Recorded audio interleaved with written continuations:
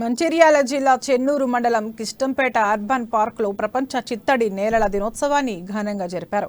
పాఠశాల విద్యార్థులకు అటవీశాఖ అధికారుల ఆధ్వర్యంలో చిత్తడి నేలలపై అవగాహన కల్పించారు. చిత్తడి నేలల ప్రాధాన్యాన్ని, పర్యావరణ పరిరక్షణ ఆవశ్యకతను వివరించారు.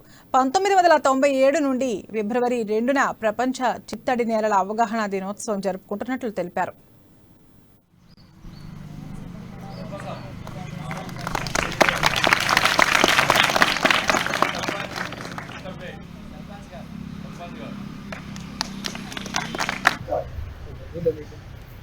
Understand that if there are 100 million creatures in the world, out of that 40 million creatures are only in wetland. So 40% biodiversity lies only in wetland. We are seeing restoration of wetlands because out of the total wetland, 90% wetlands have been depleting, have been damaging because of we human being interaction.